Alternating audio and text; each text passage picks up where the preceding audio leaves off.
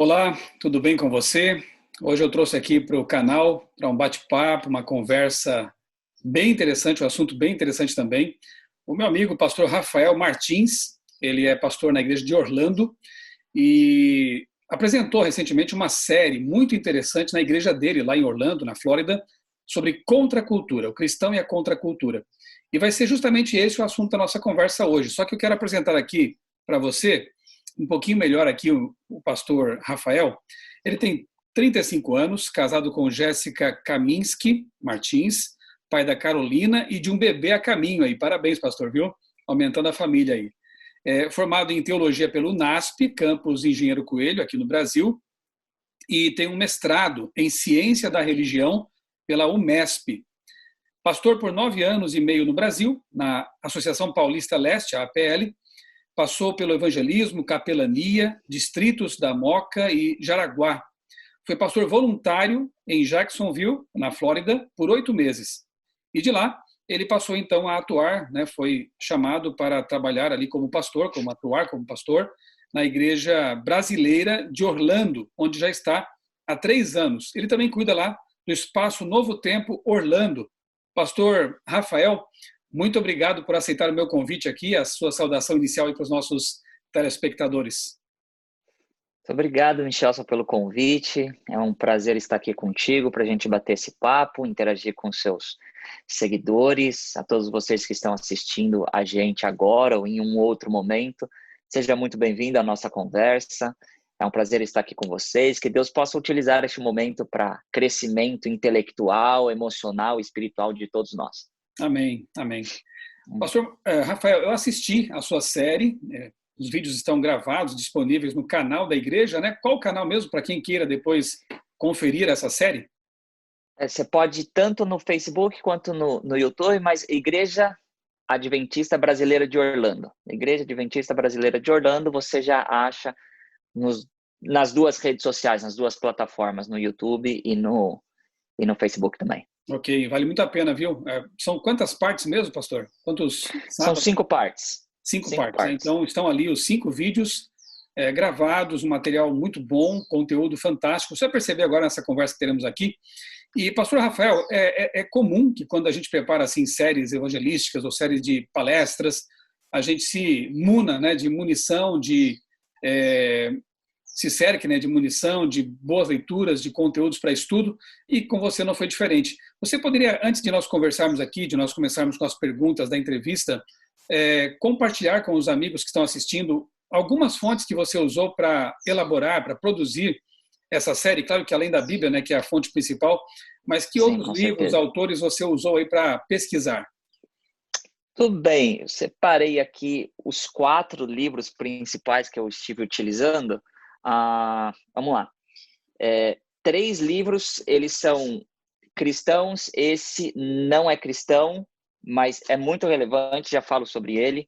A base, o livro base foi esse aqui, ó. Um guia prático para a cultura. Esse livro ele é muito fantástico. O subtítulo dele é Helping the Next Generation Navigate Today's World. Ajudando a próxima geração a navegar no mundo de hoje. Provavelmente deve ter esse livro traduzido ao português. Não posso afirmar com certeza, mas é fantástico. Ele foi a base, né? Mas eu já tinha lido outros 2 livros sobre novas gerações, que são esses aqui, que é o Faith for Exiles. Esse livro aqui, daquela série You Lost Me, Você Me Perdeu, esse é o terceiro. Então, aquela série são 3, esse é o terceiro, esse é o último dos 3 livros. Esse livro aqui ele é muito relevante, baseado em muita pesquisa do Barna Group, que é aqui na Califórnia, quem sabe o melhor centro de pesquisa que a gente tem, principalmente de novas gerações no cristianismo. Esse livro aqui traz os dados mais relevantes que a gente tem a nível de atualidades quanto às novas gerações, às novas culturas. Esse livro aqui, The Patient Generation, ele fala muito sobre discipulado das novas gerações. Eu assisti um seminário desse pastor aqui, Ryan. Não, desculpa, o autor principal é Grant Skeldon.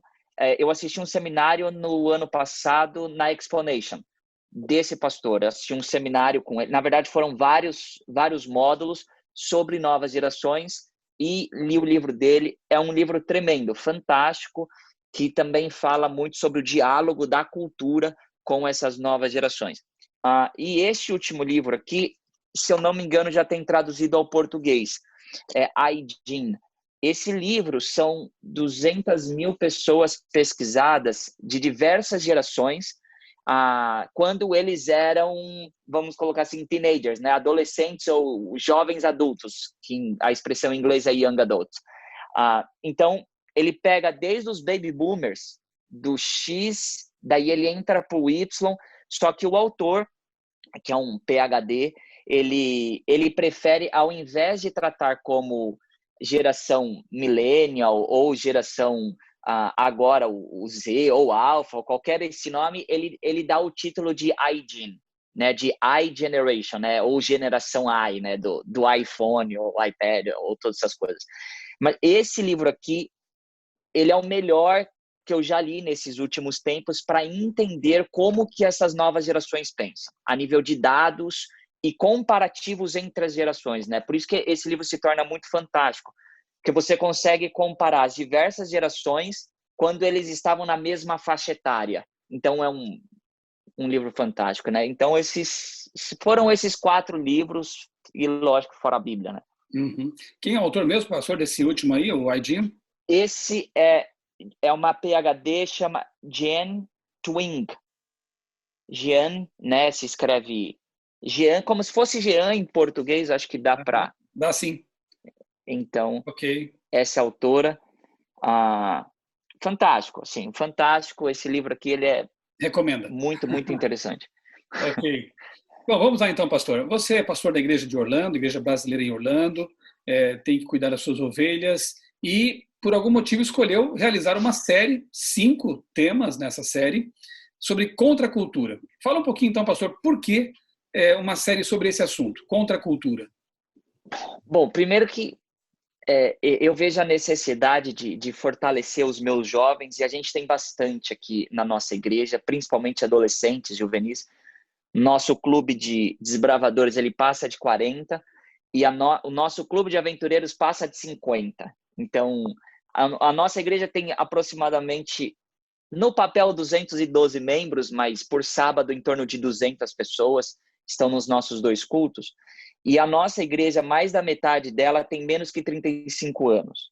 Então, as 2 igrejas, tanto a Central, né, quanto o Espaço Novo Tempo, tem características de ser igreja jovem, com bastante adolescentes, e lendo esses materiais, que é a minha área de pesquisa, que eu gosto de pesquisar as novas gerações, esses 2 livros, na verdade, os 3 livros cristãos, eles falam muito da necessidade da gente munir os nossos jovens sobre o que acontece na cultura. E o Barna Group, só explicando um pouquinho da ideia deste livro, Fé para os Exilados, e aqui ele faz um comparativo com Daniel, que foi um exilado na Babilônia, e ele fala agora dos exilados na Babilônia digital, né?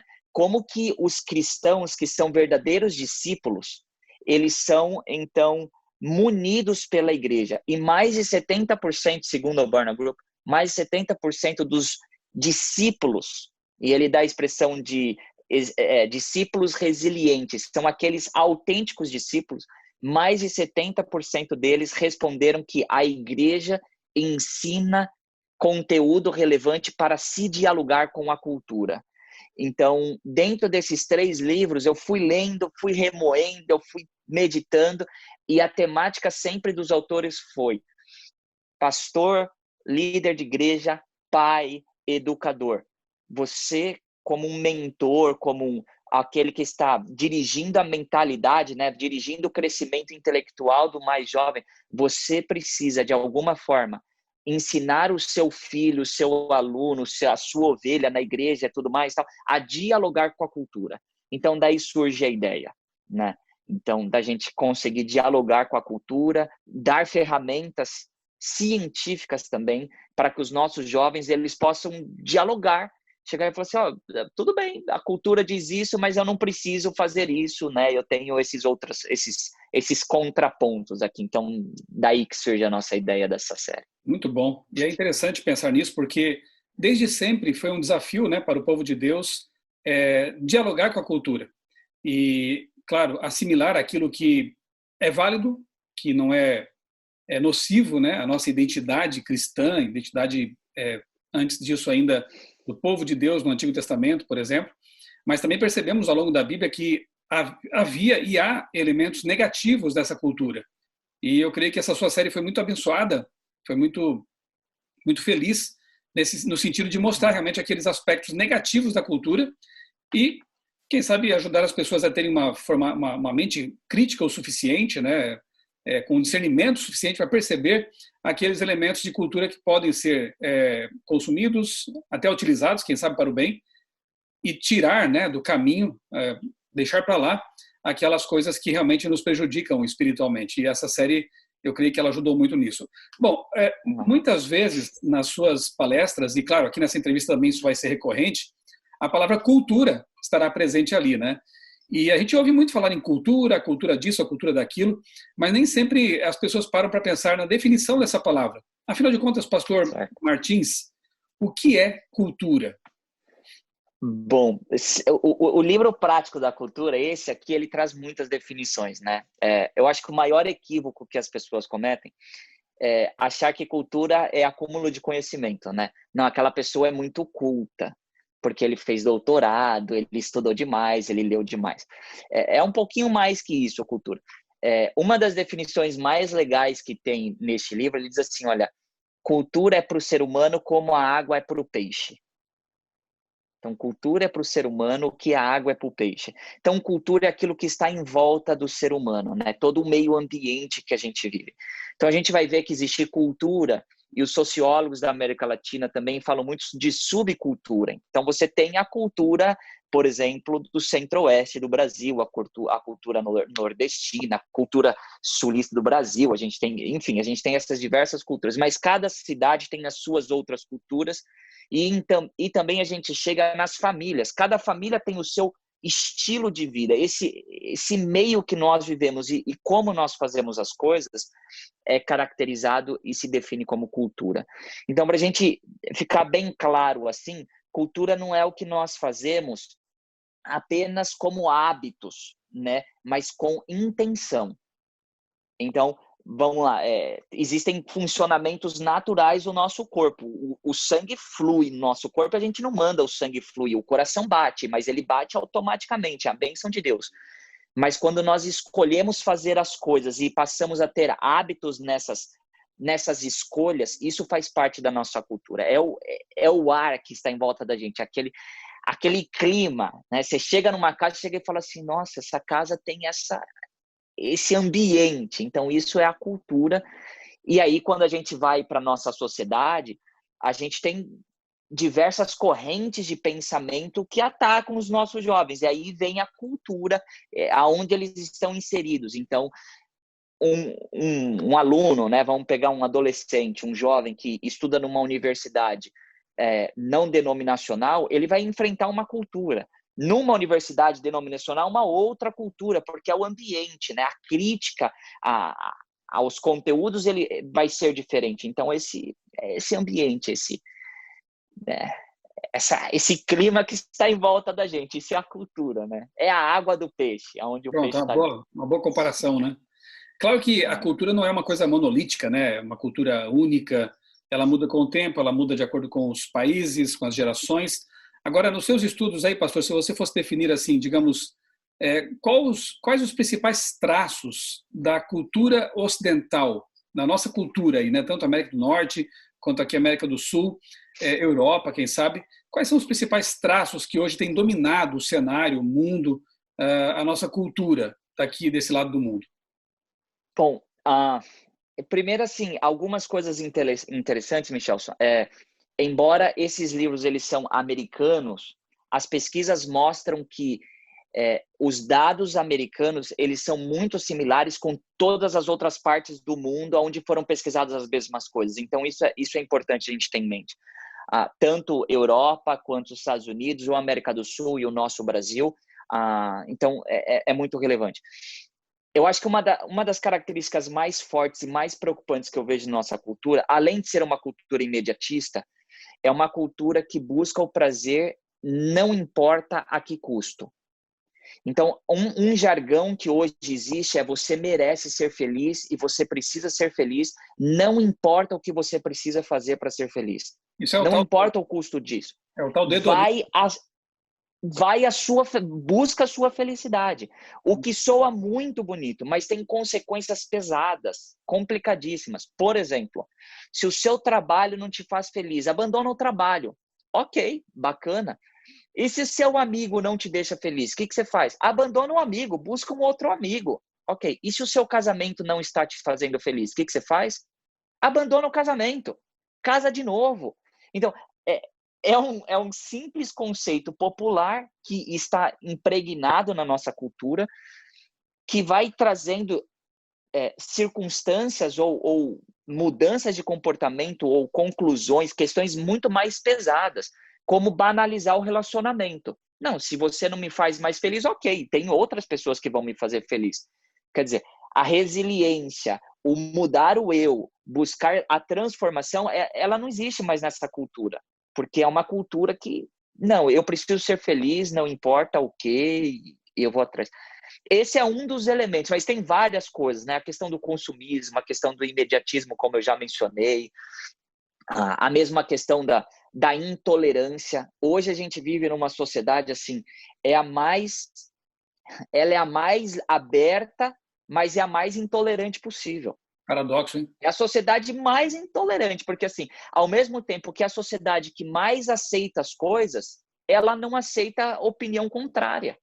Então, qualquer pessoa que discorda do teu posicionamento, não, porque você é preconceituoso. Calma aí, não é assim, vamos conversar. Você tem a sua opinião e eu tenho a minha. As pessoas não conseguem hoje concordar em discordar. Uhum. Não, vamos só concordar que a gente vai discordar e a gente continua amigo e tá tudo certo.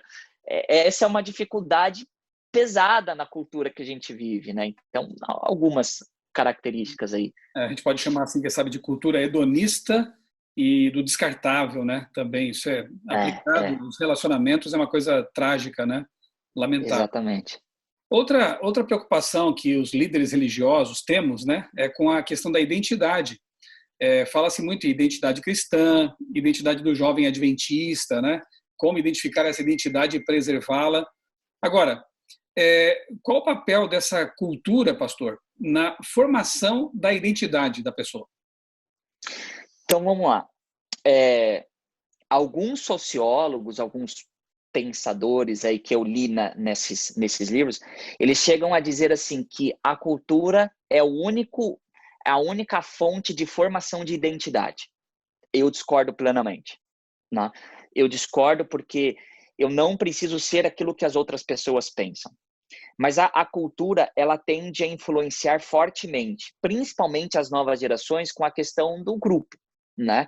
É muito mais fácil. E isso é uma questão bíblica, né, Milchelson? Vamos voltar lá. Pessoas que pediram a crucifixão de Cristo estavam abanando palmas quando Jesus estava entrando em Jerusalém uma semana antes. Né? A cultura do grupo, né? O peso da influência do grupo, como que isso tem poder. Isso não é diferente nessa sociedade. Então, a grande preocupação que eu tenho, o grande medo que eu tenho, não é quando você critica algo e você discute algo. É quando você faz algo sem mais filtrar ou você já entrou no teu automático, porque faz parte agora da tua cultura. Faz parte de quem você é, faz parte... E daí a gente vem numa outra palavrinha, que é a cosmovisão, né? Faz parte como você passa a enxergar o mundo. Então, a minha grande preocupação é quando os nossos jovens, eles não dialogam mais, eles não criticam mais. Enquanto eu estou no processo de discutir, vou dar um exemplo simples aqui. A questão de pornografia, que foi um dos tópicos que a gente tratou nessa série. Enquanto nós estamos discutindo a pornografia, eu estou tranquilo. Porque nós estamos ainda num processo de aceitação da cultura. Quando eu parei de discutir, isso faz parte de quem eu sou, faz parte da minha cultura e depois vai fazer parte da minha cosmovisão, como eu enxergo o mundo. Aí a gente já tem um problemaço. Foi Então, assimilado. a grande dificuldade e a influência é justamente essa. Os nossos jovens são bombardeados e se eles não discutem para passar ou não por um filtro, isso vai ser internalizado. Uma vez que internalizou, depois vai para a cosmovisão e daí a expressão é a vaca vai para o brejo, né? Porque daí não é muito difícil de você voltar atrás.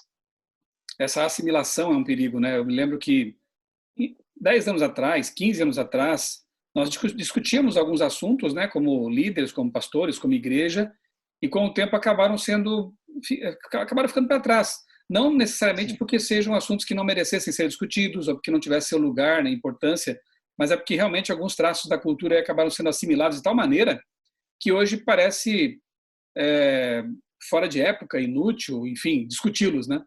Então essa assimilação. Se tornou assunto passado. Isso é página virada. Uhum. Né? Isso perdeu a relevância ou a gente não precisa mais disso porque mudou, a cultura mudou, os tempos mudaram. Então, aquilo que era, não vamos nem colocar uma verdade, mas que era rejeitado há um tempo atrás, hoje não é mais rejeitado, então tá ok, é assimilável. Não é Então, por aí, né? houve tempos em que cinema era assunto de discussão, que certos estilos musicais eram temas de discussão, de palestras, de estudos, seminários, né? E gastava-se um tempo com isso. Com o passar dos anos, parece que essas coisas, algumas delas passaram a ser também assimiladas, né? Eu até quero aproveitar aqui, pastor, para também fazer uma pequena recomendação humilde aqui, né? O livro Os Bastidores da Mídia. Esse livro que eu escrevi já faz uns 15 anos, ele foi atualizado mais recentemente, né? Passou por uma atualização, uma revisão. Eu, claro, tive que trocar alguns exemplos, que os exemplos têm prazo de validade, mas os conceitos são eternos, né? Porque são bíblicos, são da revelação de Deus. Então, aqui eu falo sobre essa questão de entretenimentos, sobre a influência dos meios de comunicação, faço uma análise aqui do ponto de vista jornalístico e também teológico, né? Então, fica aqui a recomendação, o livro da CPB, Casa Publicadora Brasileira. E já que falamos aqui, pastor, em entretenimentos, né, em mídia, existe algum tipo de entretenimento que seja neutro? Como que você encara essa questão? Não vejo entretenimento neutro. Aquele em cima do muro, ele não existe faz tempo, né? Desde sempre ele nunca existiu. O pessoal brinca dizendo que Inclusive, o muro tem dono, né? o muro tem dono, né? Porque o não decidir já é uma decisão de você não decidir algo, então não faz sentido. Mas na nossa série a gente apresenta declaração, por exemplo, do Barack Obama, que ele falando de uma jornalista, que ela é a maior influenciadora. Então, assim, não, o jornalismo é neutro, né? Porque ele está apresentando algo. Não está apresentando algo. A gente apresenta na série, quem depois pegar para assistir, uma musiquinha de um desenho aqui, bem comum nos Estados Unidos, provavelmente tem traduzido para o português e no Brasil, de um gato que ele faz uma pergunta para os astros, né?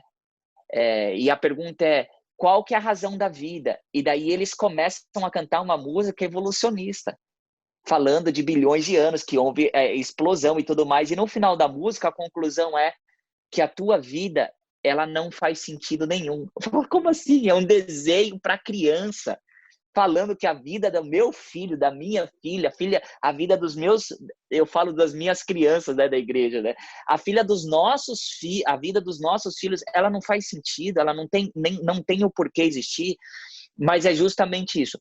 Eu não vejo nenhum entretenimento que não tenha influência. Ou ela é benéfica ou ela é maléfica. O muro, ele não existe. Voltando um pouquinho, não é a minha área, né, a sua área a questão de cinema. Eu acho que um grande problema que nós corremos, eu nunca fui numa sala de cinema, tá? E não vou. Eu não vou em sala de cinema. É que eu acho que as pessoas se prenderam muito à sala de cinema e esqueceram de criticar a empresa cinematográfica. E existe um sociólogo que eu cito na nossa série, que não estava aqui, mas de pesquisas passadas sobre a empresa cinematográfica, de 1980 e tantos, E esse sociólogo italiano, ele é uma das sumidades da área, ele fala que o cinema, ele prega as verdades deles. Então, questões que hoje nós aceitamos começaram a ser difundidas, começaram a ser defendidas algumas décadas atrás. Eu dou alguns exemplos, né? Aonde está o pai do Kiko? No Chaves. E a mãe da Chiquinha? Aonde está a mãe do Nhonho? Os pais da Pops? É um desenho inocente pra gente, que eu assistia quando criança, mas você não tem um casal. São todas famílias dilaceradas, são todas famílias desestruturadas. Então, isso foi sendo batido há tanto tempo que hoje a família, como nós temos apresentada pela Bíblia, criado um pai e uma mãe, marido e mulher, ela foi sendo aceitada de forma diferente, mas há muito tempo. E aquele ditadinho, água mole, pedra dura, tanto bate até que fura. E isso vem da empresa cinematográfica, isso vem dos jogos, isso vem das brincadeiras e assim por diante, né? Dos entretenimentos como um todo. Não vejo, em hipótese alguma, nenhum entretenimento que seja neutro. Ou está edificando a pessoa para Jesus, porque existem bons entretenimentos, boas brincadeiras, existe conteúdo de relevância na empresa cinematográfica para gente, ou a gente está sendo influenciado para o outro lado. Isso ponto pacífico, vamos colocar assim. Quem sabe uma pequena contribuição, né, pastor? Eu me lembro quando estudei jornalismo lá em Santa Catarina, alguns professores falavam, olha, essa ideia da objetividade, da neutralidade jornalística, ela não existe, porque todo ser humano ele é emocional, ele tem suas pressuposições, seus preconceitos, né? Então, o que nós tínhamos também para equilibrar isso? Matérias que envolviam ética. Então, se espera de um profissional de comunicação que seja pelo menos ético, honesto, né, ao lidar com os fatos.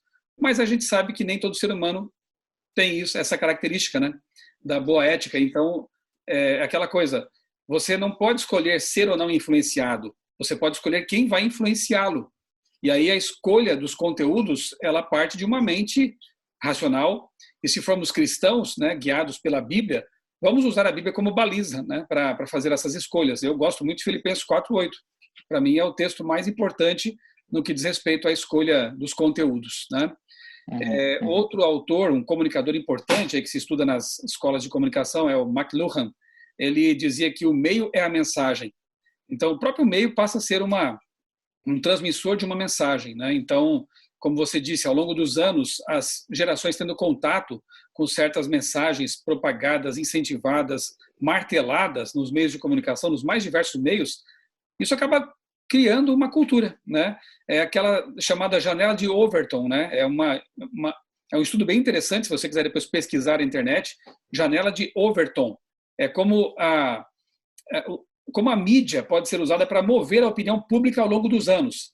Aquilo que de início era rejeitado passa a ser, em algum momento, aceito e depois incentivado. E todo mundo aceita, não critica mais. Várias áreas, né, do comportamento humano, várias áreas na sociedade passam por esse processo da janela de Overton. E é interessante nós, como cristãos, estarmos atentos a isso e não ir na onda, né, no instinto de rebanho. Não é porque todo mundo pensa desse jeito que nós vamos também aceitar esse tipo de mudança cultural. Pastor, alguma coisa mais você quer falar sobre, por exemplo, hoje em dia cinema parece que já é um assunto superado, embora, como você, eu também não vá, né? Não frequento essas salas. Antes de me tornar adventista, fui muito ao cinema, fui muito influenciado por filmes, ficção científica, histórias em quadrinhos. Então, eu nas minhas palestras, eu costumo até mostrar uma foto que eu tenho ali no meu quarto lá, quando eu morava com meus pais, adolescente ainda, cercado por mais de 2.000 gibis ou HQs, né? Histórias em quadrinhos. Então, isso tem uma influência, tem um poder de modelagem de pensamento, né? E hoje se fala mais em séries, né? Essas fanfics ou séries, enfim. O que você pode falar, o que você comentou na sua série também ali sobre outras mídias como essas séries que hoje em dia estão tão populares? Eu vejo assim, Michelson, se a gente não tiver um crivo, se a gente não tiver uma forma de discutir aquilo que a gente vai estar assistindo, depois que a gente começou a assistir, a gente já vai ter um problema, porque ninguém vai querer parar na metade, né? Então, acho que a prévia, eu acho que ela é fundamental para a gente. Eu recomendo, eu recomendei para minha igreja, recomendo aqui para você, uma série nova sobre Cristo, chama The Chosen. É uma série fenomenal. Não concordo com tudo que é apresentado, a gente vai ter que, né, passar pelo nosso peneiramento. Olha, isso aqui eu acho que é um pouquinho forçado, ou eu não vejo com esses olhos. Mas traz uma ideia de realidade para a Bíblia, assim. É uma série fantástica. Agora estamos na segunda temporada e a gente vai acompanhando o 6º episódio, então é uma série muito legal. Mas eu acho que falta discussões, e eu tento sempre trazer essas discussões para a minha igreja, para os meus jovens, para os meus adolescentes, daquilo que eu estou consumindo, né?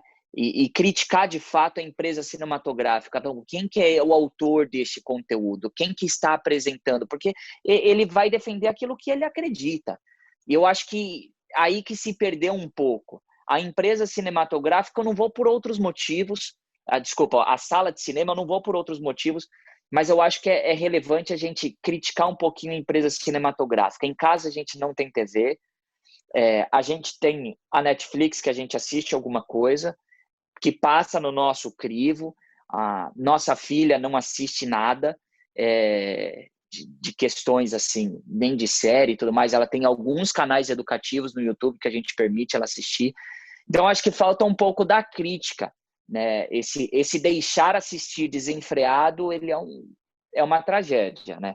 Então, acho que os pontos que você colocou aí, e é a sua área de pesquisa muito mais do que a minha, você tem muito mais bagagem para falar, e eu vou muito para o lado da crítica da cultura e aquilo que está sendo apresentado, né?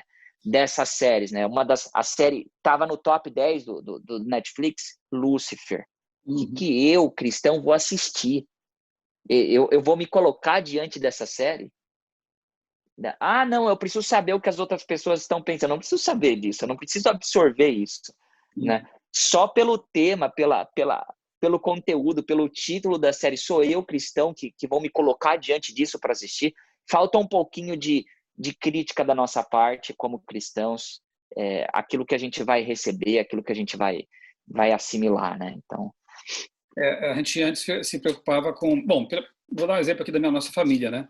Quando nós escolhíamos assistir algum filme, no tempo das locadoras, né? Era um processo que levava, às vezes, semanas, até meses. Alguém indicava, alguém de confiança indicava, eu ia pesquisar, ler a respeito do que os críticos tinham falado sobre isso. Obviamente que um crítico de cinema também não é um crivo total, né, absoluto, porque eu creio que a nossa mente cristã ela precisa de mais cuidado, né? Então eu lia o que vários críticos tinham falado. Se uma crítica secular indicava como bom, eu analisava um pouco mais. Enfim, até chegar ao momento de assistir, eu já tinha pesquisado bastante coisa sobre aquele filme, aquela produção. E mesmo assim, se ao começar a ver o filme, eu notasse que alguma coisa ali não estava legal, não me acanhava de interromper a produção e dizer para a família, olha, não dá para a gente assistir não.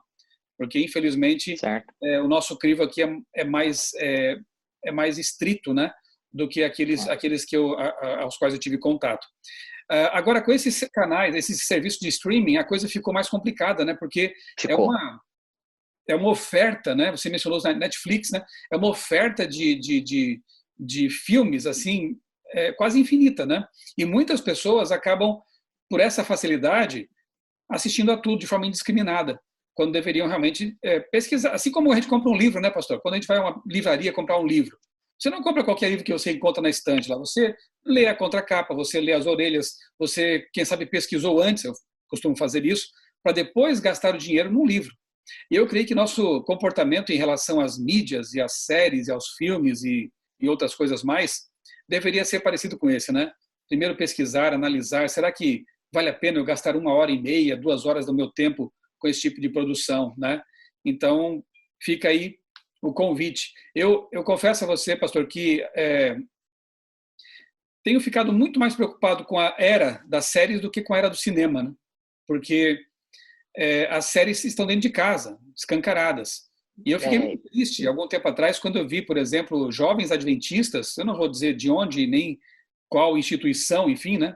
Mas eu vi no Facebook alguns jovens adventistas, alguns líderes, inclusive, é, conversando sobre Game of Thrones. Imagine.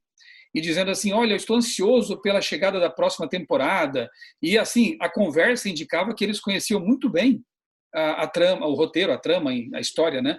E depois eu fui pesquisar para apresentar em algumas palestras também alguma coisa sobre isso. Fui pesquisar sobre essa série, que graças a Deus nunca vi um episódio sequer e não tenho o mínimo interesse de ver, porque eu descobri que é a série mais pornográfica de todos os tempos. É uma série que esbanja violência gratuita. É uma série que envolve incesto, estupro, violência contra a mulher. Então eu pergunto, será que bruxaria, né, também, obviamente, embora isso hoje já esteja em quase tudo, né? Mas será que um cristão que se pauta pela palavra de Deus, né, que leva em consideração Filipenses 4:8, só para começar, né, tudo que é puro, tudo que é amável, tudo que é de boa fama, se há alguma virtude, louvor, seja isso que ocupe o vosso tempo e os vossos pensamentos, né? Então, uhum. é possível conciliar uma coisa dessa com os valores bíblicos? É óbvio que não. Mas ao ver cristãos, jovens cristãos, se dizendo fãs de uma série como essa e de outras semelhantes, eu fico bem triste.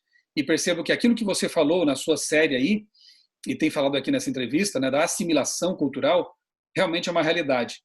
Então, quem sabe que esse vídeo aqui, né, chegue a pessoas que ainda podem ser salvas dessa letargia, desse torpor, dessa hipnose coletiva, né, e quem sabe possam perceber que realmente não é conveniente. Outra coisa que eu cito em algumas palestras, né, tem pessoas que duvidam, né, não, mas não tem influência, eu tenho livre-arbítrio, eu posso escolher. Claro, você tem o livre-arbítrio, você tem liberdade de escolha, mas frequentemente ela é mal utilizada. E nesses momentos eu cito, por exemplo, uma notícia, já antiga, mas eu acho que ela é bem emblemática. Pesquisadores do BID, né, o Banco Internacional de Desenvolvimento, perceberam que à medida que o sinal da Globo, uma poderosa emissora aqui no Brasil, já foi mais poderosa, né, mas ainda é uma emissora muito forte, e ela é conhecida pelas suas novelas, suas superproduções, né, de folhetins de novela.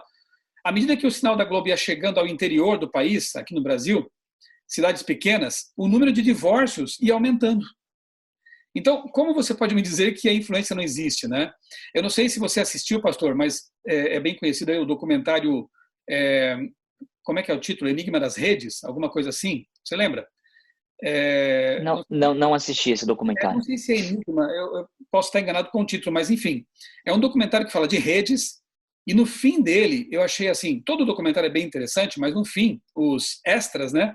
Ali aparecem CEOs de empresas como Google, Instagram, Twitter, falando que eles não permitem que os filhos, por exemplo, alguém pode ter pensado, puxa, o pastor Rafael é meio radical, né? Não deixa a filha assistir certas coisas. Gente, é, gerentes profissionais dessas empresas de internet dizendo o seguinte, testemunhando praticamente, né? Que os filhos deles também não assistem, que os filhos deles também não têm rede social até uma certa idade, que eles não deixam os filhos ter, e essa decisão eu também tomei aqui em casa, não deixam os filhos ter celular até uma certa idade também, quando já tem um pouco mais de maturidade. Não são cristãos, não são crentes, né? Pastores, são profissionais que sabem o que estão fazendo, porque eles trabalham com isso, eles produzem conteúdo para isso. Então, fica aqui, né, um alerta, um convite para que você se familiarize um pouco mais com esses assuntos, né, para que você possa especialmente proteger os seus filhos. Claro que os pais têm que dar exemplo, né? Não adianta eu querer que meu filho seja um leitor se ele não me vê com um livro na mão. Não adianta eu querer que meu filho seja criterioso com aquilo que ele assiste se ele percebe que o pai ou a mãe assistem coisas impróprias para um cristão. Então, o exemplo é o maior professor. Só que nós temos que, como pais, realmente ser tutores, ser orientadores e, se preciso for, censores daquilo que nossos filhos estão vendo e consumindo. Não é isso, pastor? É exatamente isso, Michel. E assim, você que está nos assistindo, a dificuldade da assimilação e depois para você se posicionar contra é um negócio muito, muito, muito mais complexo, muito mais difícil. Porque, veja, para chegar ao patamar de alguém dizer, não tem problema nenhum assistir determinado tipo de série ou determinado tipo de filme, mesmo sabendo que o conteúdo é um conteúdo que expõe questões sexuais, questões de violência, questões de espiritismo e assim por diante. Então, isso, a pessoa passou pelo crivo dela e isso passou a ser quem ela é. Então, para ela, se tornou natural. E aí que a necessidade da contracultura, né? Uhum. Eu digo para a minha igreja o tempo inteiro, nós vivemos aqui em Orlando, na cidade mais espírita do mundo. Aqui é o berço da feitiçaria. A minha família não vai na Disney. Eu não vou na Disney. Eu não vou nos parques da Disney. O único parque que eu levei minha filha da Disney foi o Animal Kingdom. E me arrependi. Porque num parque de animais eu vi questões assim pesadas de espiritismo e bruxaria.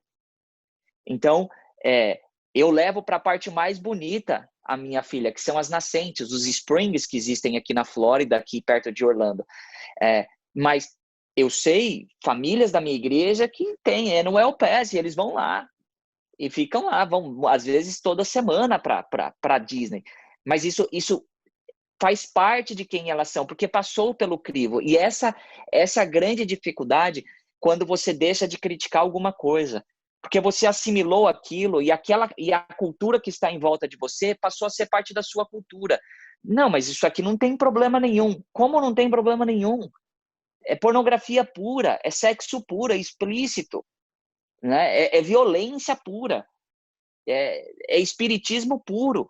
Não, mas isso não tem problema. Como não tem problema? É algo tão real. No passado a gente falava em mensagens subliminares, né? Não existe mais mensagem subliminar. Pode até existir, mas é mais que escancarado, né? E as pessoas estão anestesiadas. Porque uma vez que você absorveu a cultura, aquilo não te choca mais. Então, essa é a dificuldade. E aí vai o nosso apelo, o nosso convite. Não peço que eu os tire do mundo, mas que eu livre do mal. Isso é palavra de Cristo. Então, nós estamos aqui, mas nós não somos aqui. É literalmente a sensação do peixe fora do aquário. Essa deveria ser a postura nossa como cristãos. Se você me permite, posso ler um texto da Bíblia aqui sobre esse conteúdo? Por favor. Sobre o que a Bíblia fala sobre essa questão de séries, vídeos, filmes e assim por diante. Tem gente que acha que a Bíblia não se posicionou porque não existia, né? Então, olha que Paulo fala na carta ao Timóteo, a segunda carta de Paulo a Timóteo, no capítulo 4, a partir do verso 1, ele diz assim, olha, eu te exorto diante de Deus e de Cristo Jesus, que há de julgar os vivos e os mortos, pela sua vinda e pelo seu reino. Prega a palavra. Insiste a tempo e fora de tempo, aconselha, repreende, exorta com toda paciência e ensino. Por quê? Verso 3 e 4 agora, fortíssimo. Porque chegará o tempo em que não suportarão a sã doutrina, mas desejando muito ouvir coisas agradáveis, ajuntarão para si mestres segundo seus próprios desejos, e não só desviarão os ouvidos das verdades ou da verdade, mas se voltarão para as fábulas. Fábulas. Então, Paulo, inspirado por Deus, já tinha dito e avisado a gente que chegaria um tempo que as pessoas trocariam a palavra sagrada pelas fábulas. Fábulas é ficção científica, é o cachorro que fala, é o gato que comunica com as outras pessoas, o esquilo que canta. Isso é uma fábula. São todas essa rede que nós temos hoje, cinematográfica, que coloca algo que não é real. Isso é uma fábula. E hoje as pessoas trocam a palavra de Deus pelas fábulas, pelos mitos, pelas ficções. E é um negócio interessante, porque Paulo diz assim, as pessoas vão sentir coceira no ouvido, porque elas vão ter paixão pelas fábulas, e aquilo vai passar a ser parte da vida delas, e o amor à palavra ela não vai existir.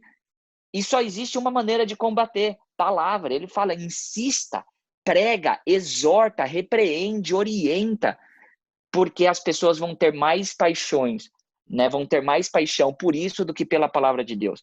Então isso é muito vivo, e a gente chegar ao ponto de assimilar e dizer, não tem problema nenhum, isso é gravíssimo, isso é perigosíssimo, né? E pastor, acho não, tenho certeza, né, que uma das melhores formas de os pais blindarem seus filhos e protegê-los dessa influência toda é o culto familiar, né?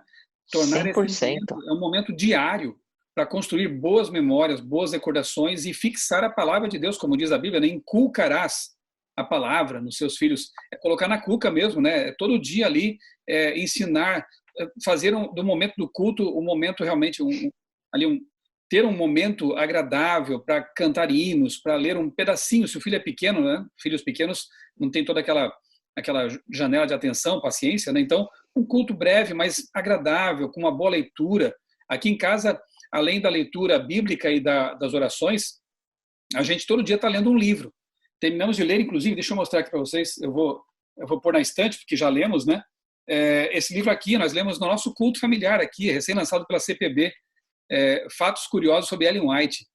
É muito Legal. bom esse livro, foi escrito pelo Dr. James Nix, que foi por muitos anos diretor do White State, né, na Associação Geral, e são histórias assim bem humoradas, bem escritas, pequenas, apresentando uma Ellen White muitas vezes nem conhecida das pessoas, né, uma pessoa bondosa, bem humorada, enfim. Lemos isso aqui no nosso momento de culto, né? Também estamos lendo agora um livro também recém-lançado pela casa, que é A Cruz de Maria, está lá no Criado Mudo, não alcanço aqui agora, mas é um bom livro também. Então, aproveitar esses momentos para leitura, para compartilhar histórias, experiências, isso com certeza vai ser uma blindagem poderosa na mente das crianças, dos adolescentes, enfim. Sabe, pastor, eu vejo com tristeza também um fenômeno que é perceptível, especialmente para quem, né, como você e eu, você já tem aí 35 anos, eu já estou chegando aos meus 50 também, e a gente pôde acompanhar aí durante alguns anos esse tipo de metamorfose, né, social e na igreja também. Jovens que lá atrás, crianças ou adolescentes que lá atrás relativizavam o perigo dessas produções midiáticas, que não tinham critérios e assistiam a tudo, né, na TV, nas séries, iam ao cinema, enfim, consumiam de forma acrítica esse tipo de conteúdo, hoje estão aceitando facilmente ideologias contrárias à palavra de Deus, contrárias aos ensinos da igreja, porque a mente foi sendo preparada para isso. Talvez eles não reconheçam, mas se fizessem uma análise lá atrás de como tudo começou, porque, veja, o inimigo é esperto, né? Nem sempre ele consegue influenciar pessoas com ideologias diretamente. A universidade é um campo de influência, tem coisas boas, mas também tem coisas muito complicadas ali. O meio político, né, é complicado. Aí você tem influências nefastas à esquerda e à direita, extremismos. Algumas pessoas se armam quando ouvem falar de coisas vindas de lá ou de cá. Mas ninguém se arma, ou quase ninguém, pelo menos desses que estão com a mente já assimilada, para usar a expressão que usamos aqui, né? Não se armam quando vão assistir um filme da Marvel, por exemplo, ou uma comédia romântica, ou uma série. E aquilo que o inimigo não consegue, talvez, com a universidade, com a política, ele acaba conseguindo com o entretenimento, que é justamente quando as pessoas baixam a guarda e assimilam conteúdos. Aí, mais adiante, não sabem por que a fé na Bíblia esmoreceu, por que a confiança em Deus ela enfraqueceu, por que elas preferem fábulas políticas, fábulas ideológicas, em lugar da pura verdade bíblica que traz esperança de verdade. Então é um fenômeno, é um processo, e é preciso que as pessoas acordem, né, para isso, para sair dessas malhas, sair dessas armadilhas que Satanás coloca pelo caminho. Aquilo que mais parece inocente pode ser o perigo mais letal. É só lembrar da serpente no Éden, né? Ele usou realmente um animal que nós cremos era aparentemente, né, era visivelmente belo, bonito, inofensivo, mas ali estava escondido o perigo, né, do flerte com o perigo que Eva e depois Adão também experimentaram. E uma outra consequência dessa exposição frenética assim em séries e vídeos assim por diante é que você vê o resultado depois dentro do culto. Porque se o culto não é especial, diferente, se não tem um superstar, um popstar, se não tem um cantor X, um pregador X, assim, por que eu vou? Porque as pessoas, elas entram tanto nessa ideia, nessa ideologia das coisas gigantescas, né? E a gente não tem como, a gente não consegue competir com uma produção cinematográfica dentro de um culto, né? Então, aquilo que foi gasto bilhões de dólares, milhões de dólares para ser produzido, e a gente tem ali pessoas ao vivo, o material humano nosso, que muitas vezes bem capacitados, mas é impossível a gente querer comparar com toda a qualidade e com tudo aquilo que foi gasto, essas superproduções. E a gente tem uma dificuldade grande com as crianças. Tem problema de atenção, tem problema de inquietabilidade, a criança inquieta, a criança não consegue se concentrar. E daí, abrindo um parêntese, depois você tem problemas de déficit de atenção também, onde o doutor Augusto Cury ele vai questionar esse problema, que ele fala sobre a síndrome do pensamento acelerado. Então, é uma cultura que envolve a gente, e se a gente não parar um pouquinho para discutir isso daí, a gente tá complicado. Eu estou lendo este outro livro agora, também sobre essas gerações, Screens and Teens. É uma outra doutora, PhD, que escreve, falando sobre como a gente consegue dialogar com essa nova geração. E ela, nesse capítulo 3, que eu estou lendo, comecei a ler hoje o capítulo 3, ela fala pesadamente para a gente ter zonas, né, lugares de tecnologia free, né, sem tecnologia na sua casa, no seu carro, no seu quarto, né, na mesa, enquanto vocês estão comendo e tudo mais, para você dialogar com eles. Porque se eles são expostos demais a isso, vai com certeza trazer consequências emocionais, sociais, e o pior de tudo são as questões espirituais, porque a igreja não vai conseguir competir com isso. E daí depois, não, mas tem que pensar num culto diferente, um culto mais agradável, um culto mais atrativo para os jovens, porque é a mesma mesmice, a mesma coisa que fazia 20 anos atrás.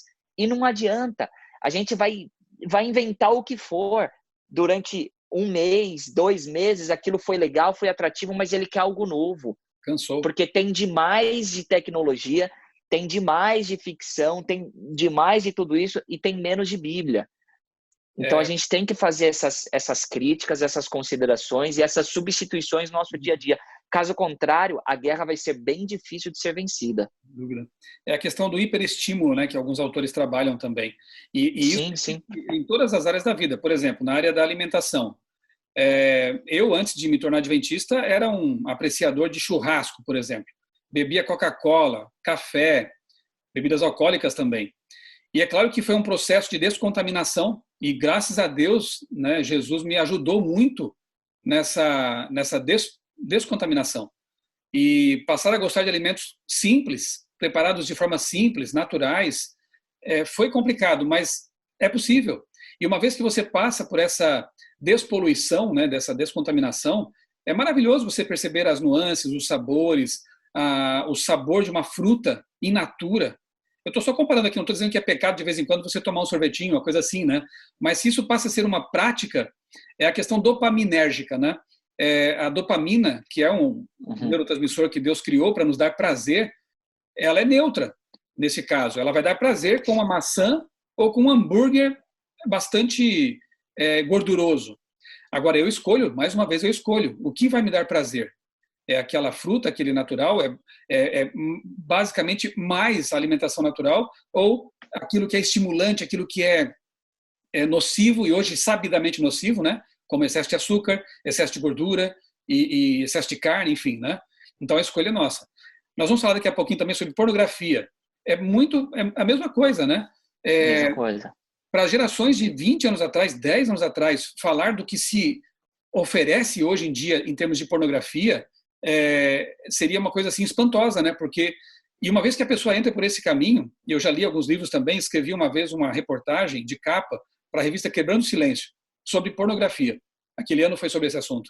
E é espantoso, né? Pesquisar e perceber que os bilhões que se gastam para produzir esses filmes, essas produções aí pornográficas, e aí a pessoa é acostumada com esses hiperestímulos pornográficos, passa a não ter mais prazer na relação criada por Deus, né?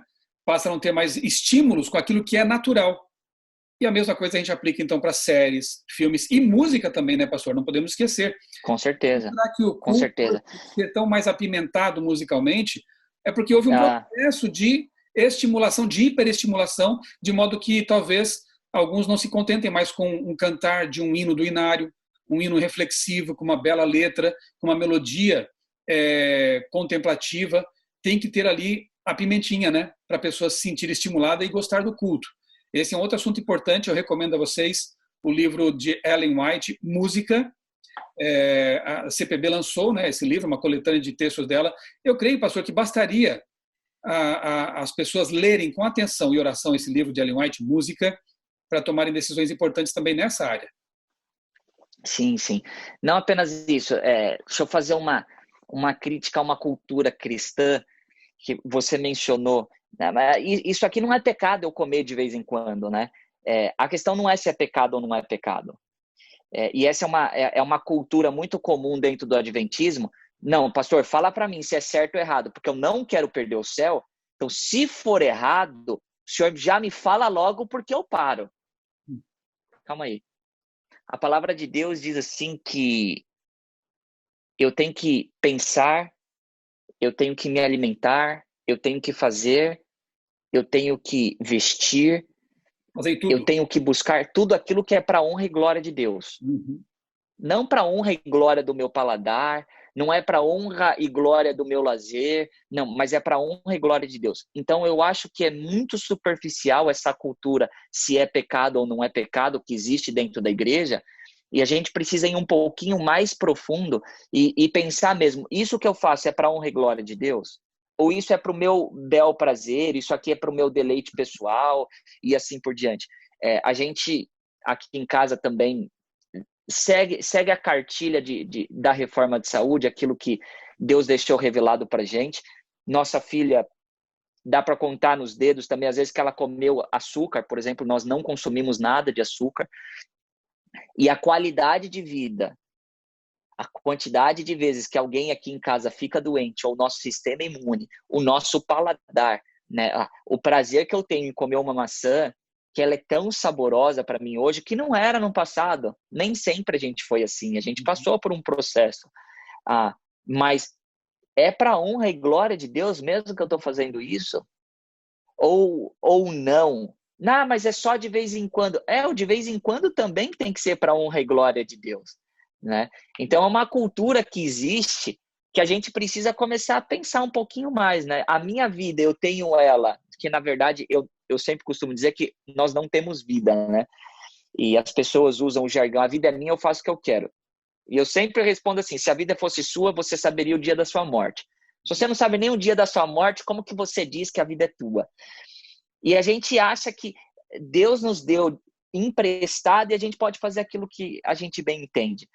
E é uma cultura, parece que não, mas é a cultura do cristão também. Isso a gente precisa aprender primeiro estar atento a isso, né? Diagnosticar aquilo que está em volta da gente para a gente poder dialogar, para a gente conversar, para a gente criticar, e todas as áreas da nossa vida.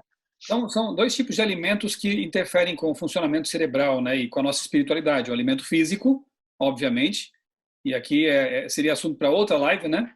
Mas também é um assunto muito importante. O alimento físico ele vai fazer parte da nossa constituição, do nosso sangue, vai alimentar o nosso cérebro, o nosso lóbulo pré-frontal e vai também interferir, né, no funcionamento, na conexão da mente com o céu. O diabo não brinca, né, em serviço. Então ele quer deturpar realmente o paladar porque ele afeta assim o nosso pensamento, a nossa espiritualidade. E o alimento midiático. Os conteúdos midiáticos que eu jogo para dentro, eles vão ter ali, vão fazer parte dos meus pensamentos. A gente é o que come e o que vê também, o que ouve, o que navega, o que assiste, né, o que consome. Pastor, eu gosto sempre de citar nas minhas palestras sobre mídia uma frase genial de Carl Jung.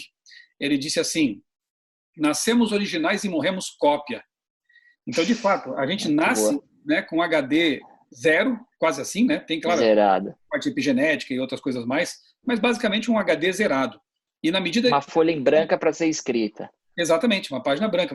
Vamos crescendo e quando chegamos a uma certa idade já de escolha, primeiro são os pais, mas depois somos por nós mesmos. E aí colocamos lá dentro coisas que vão nos tornar cópia. Ellen White já escreveu isso muito antes, né? Ao dizer que nós somos transformados pela contemplação.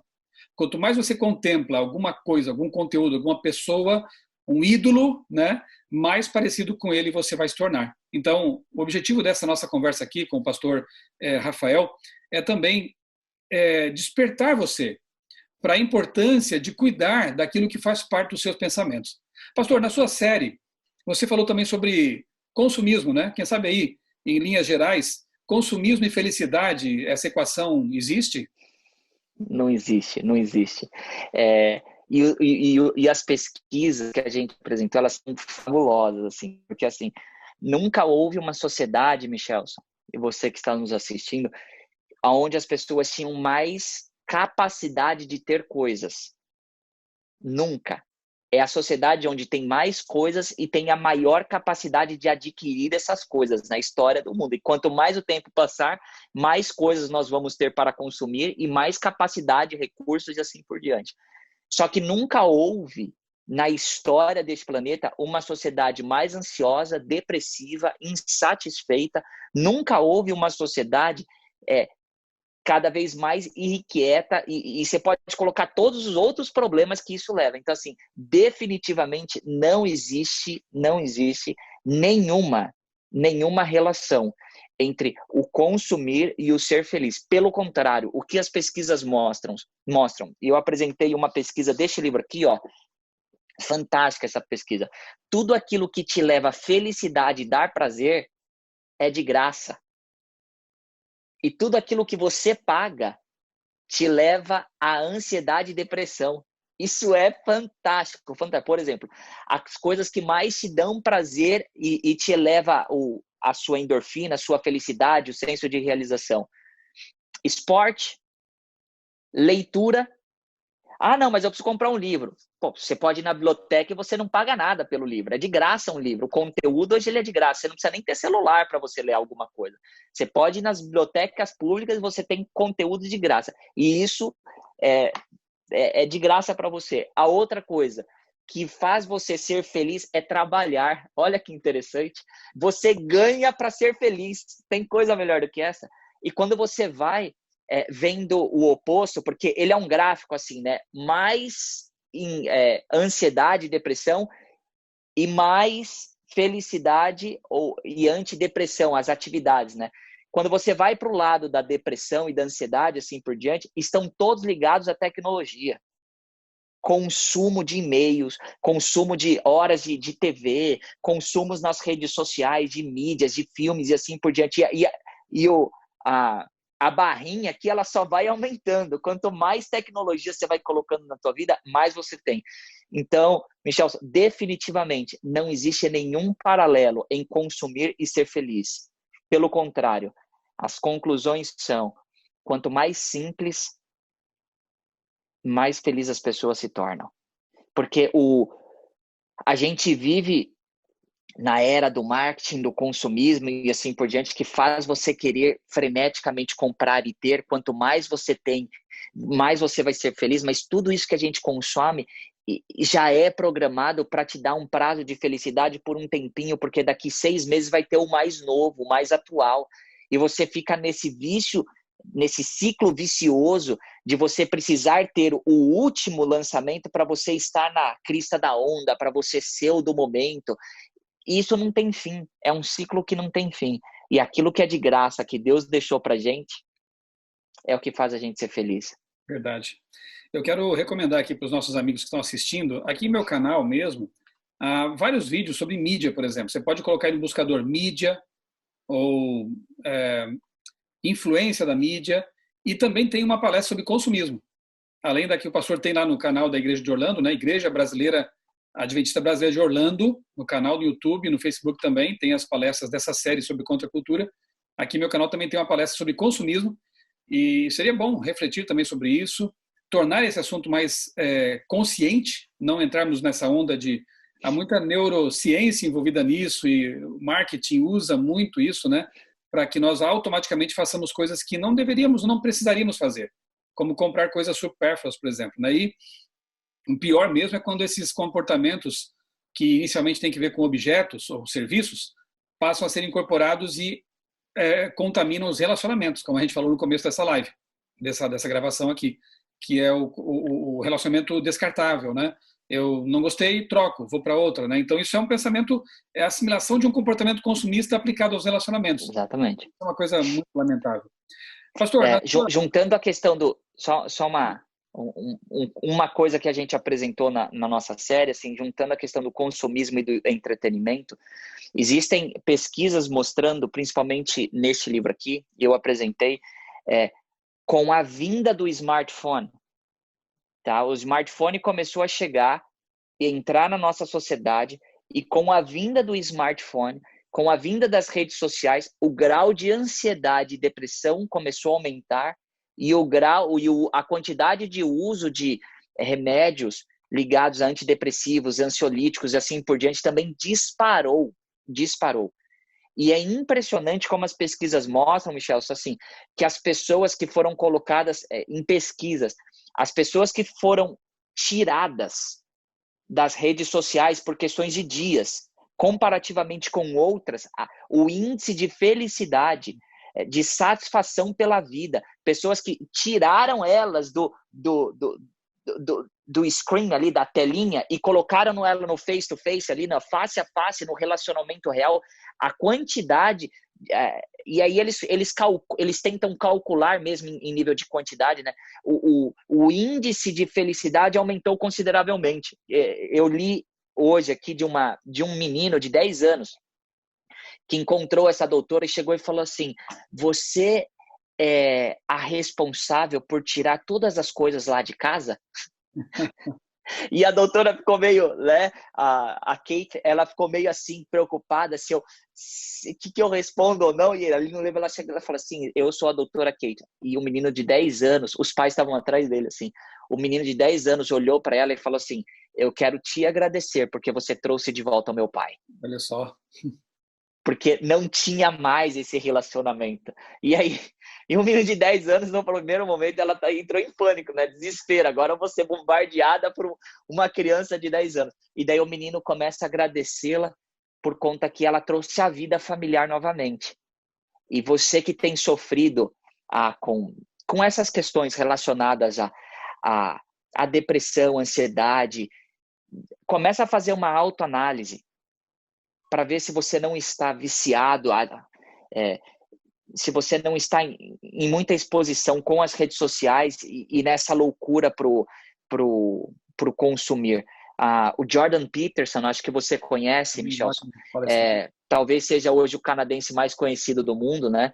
Ele fala que o melhor remédio para a depressão é você fazer o bem para uma pessoa, o serviço voluntário. Então, é tudo de graça. A felicidade está em coisas de graça. E a Bíblia apresenta, eu apresentei isso. Moisés, ele fala assim, que a nossa felicidade está em receber a salvação de Deus. Não está naquilo que a gente consome, naquilo que a gente compra, naquilo que a gente assiste, não. A nossa felicidade está das mãos do Criador, aquilo que Ele deu pra gente. É essa identidade que a gente precisa buscar. Amém. Pastor Rafael, você também trocou... Veja, repito aqui, isso aqui é um resumão de 5 palestras, 5 sermões que o pastor Rafael apresentou na Igreja Brasileira Adventista Brasileira de Orlando, na Flórida. Estamos aqui fazendo apenas uma vista geral, né, de tudo aquilo que foi apresentado lá. E um dos tópicos também envolveu aí consumo de drogas lícitas, né, como o álcool, e alguns dizem que é só para recreação, é algo social, né? O que você falou sobre isso, pastor? Como encarar o uso dessas drogas ditas lícitas?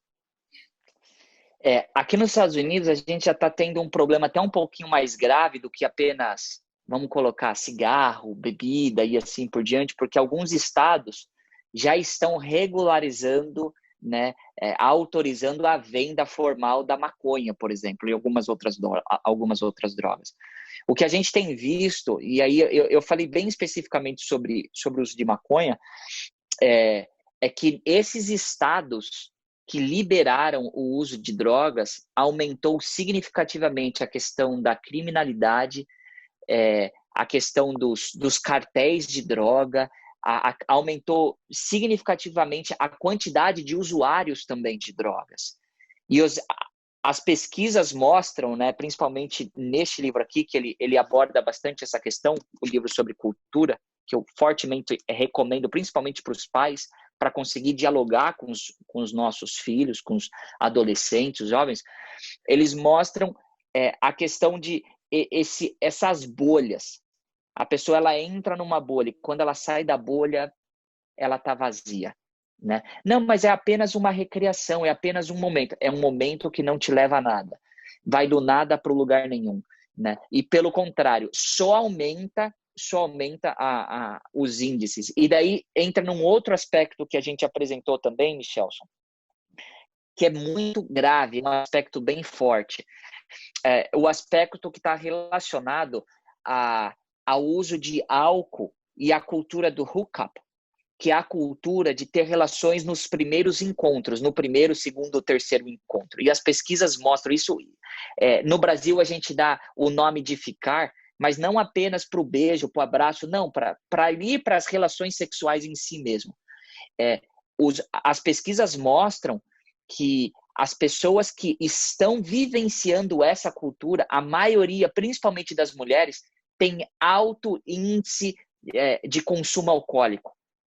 Não, mas é só por recreação. E ali, naquele momento que elas estão, seja numa boate, seja num bar, seja numa balada, não importa onde quer que elas estejam, elas passam a ter o consumo abusivo de bebidas alcoólicas só por recreação e as consequências vão além. Né? Não fica apenas naquele momento. Né? E aí você tem problemas seríssimos da sociedade sendo afetada, né, como já mencionei, por questões de criminalidade e assim por diante, mas as questões pessoais também. E aí, quando a gente junta essas duas temáticas que a gente abordou, a gente também vê altos índices de depressão, altos índices de ansiedade, altos índices de solidão e assim por diante. Os resultados não são nada legais, assim, são bem catastróficos mesmo. Eu li também, tempos atrás, algumas pesquisas, né, que falam sobre casamento e juntar-se, né, por exemplo. E mostra assim que os índices de satisfação com a vida, enfim, com o relacionamento entre os casados mesmo. Se não me engano, até a pesquisa tinha um título meio piada, assim, a revolta das irmãzinhas da igreja, alguma coisa assim, mostrando que entre os casais cristãos a felicidade reportada sempre foi maior. E aqueles casais que apenas estavam juntos e não casados de fato, realmente havia ali muita insegurança e depressão, ansiedade, porque, claro, as pessoas querem um compromisso, né? Querem que o amor se expresse em compromisso. E esse compromisso é o nome, casamento. É uma bênção que Deus deixou para a humanidade. Né? E as consequências assim dessa cultura, que é essa cultura fortíssima aqui nos Estados Unidos e no Brasil também, né? Principalmente aqui nos Estados Unidos começa essa cultura no college, quando os filhos saem de casa. E é um negócio interessante que essa autora apresenta. Hoje, os adolescentes eles estão sendo expostos mais tarde ao uso de drogas, ao uso de álcool, inclusive relações sexuais mais tarde que as gerações passadas. Só que a pornografia ela é muito mais cedo. Então, olha que sociedade maluca. Ao mesmo tempo que eles estão tendo relações sexuais mais tarde, eles estão viciados mais cedo em pornografia. Só que quando eles saem de casa e eles vão pro college, né, vão para os campos, aí essa cultura do não apenas do uso de drogas, de bebidas alcoólicas, mas de sexo, né, desenfreado, essa cultura do sexo antes do casamento, ela dá um estouro, assim. As estatísticas vão lá para cima. E ali mostra nitidamente que essas pessoas que começam essa cultura, primeiro, tem esses problemas de depressão, ansiedade e assim por diante, mas quando vão para a vida matrimonial, o índice de divórcio é muito maior e a incapacidade de convívio também é muito pior. Então, aquele que se preserva, vamos voltar lá para os princípios bíblicos, aquilo que Deus orientou. E é interessante porque o mandamento é deixa pai e mãe. Então, antes de você casar, você deixa pai e mãe, você sai de casa. Maturidade, né? Maturidade. Salomão ele vai falar assim, que você tem a sua cisterna. E ali ele está fazendo uma relação que se você sacie da sua cisterna, e ali ele está falando da sua esposa. Então você precisa comprar a cisterna. A cisterna não é de graça. Você tem que ter o pedaço de terra nessa analogia que ele coloca, né? E eu até utilizei uma expressão, pode soar chula, vou citar essa expressão, mas para as moças, mas é só um comparativo, não estou chamando as mulheres disso. Mas aquele que bebe o leite da vaca, ele não precisa comprar vaca. Para que eu vou comprar se eu tenho de graça? Eu não estou chamando as mulheres de vaca, mas é só uma figura de linguagem aqui, só um comparativo. Mas é o que acontece nitidamente. Se é de graça, se eu já tenho aquilo, para que eu vou precisar, então, comprar? E aqui o comprar é o compromisso do casamento. E os índices mostram infelicidade sexual, infelicidade matrimonial, infelicidade emocional e assim por diante, por conta dessa cultura que está aí, né? E entrando cada vez mais dentro da nossa comunidade religiosa, infelizmente. Interessante, pastor, que não é só papo de crente ou coisa assim que alguns podem pensar, né? Eu tenho aqui um livro, não peguei na estante aqui, mas até recomendo aqui no meu canal um vídeo em que eu indico livros sobre sexo, sexualidade, até porque a lição dos jovens aqui no Brasil não, no mundo, né? Porque ela é algo mundial. Ela vai tratar no próximo trimestre sobre esse tema aqui, sexualidade. E aí eu indiquei aqui no meu canal um pequeno vídeo com alguns livros, algumas dicas de leitura que falam sobre sexo na ótica cristã e também tratado por cientistas, como é o caso do livro Hooked, que infelizmente não temos ainda em português. 2 médicos falam sobre os perigos do sexo casual. Você falou aí dos jovens que têm esse bombardeio de pornografia e quando começam sua vida sexual, vários já estão reportando, como chama, disfunções sexuais. Jovens mesmo, né, com impotência, com ejaculação precoce, com insatisfação com a sua vida sexual, porque eles detonaram a resposta dopamínica do cérebro, mecanismos que são assim projetados por Deus de forma bem fina para serem desfrutados numa relação matrimonial, para que haja realmente uma intimidade cada vez maior entre os cônjuges. Mas esses mecanismos foram desgastados por múltiplas relações. E o interessante é que quanto mais parceiros a pessoa teve na vida anterior ao casamento, mais infeliz é o reportar, né? O reporte aí de infelicidade no casamento, de insatisfação sexual. Então, aquela pesquisa das irmãzinhas da igreja lá, né? Que os casais que se preservaram, que procuraram levar a vida de acordo com os princípios bíblicos, né? Que deram valor à palavra virgindade, tanto para rapazes quanto para moças, e entraram num casamento, matrimônio dessa forma. Claro que não é uma garantia 100% de que não haverá infelicidade, separação e coisas parecidas, mas é um dos fatores. É um bom começo, né? É um começo. É um dos fatores que levam à satisfação sexual no casamento. A gente citou esse livro na nossa série, e isso que você estava explicando, vou ilustrar bem simples, porque os autores falam disso, né? Tem um sticker aqui, né? Uhum. Um sticker, que é a cola. Deus colocou a dopamina, né? A ocitocina também, vasopressina, né? E a vasopressina, né? E isso tem um efeito adesivo, né? Uhum.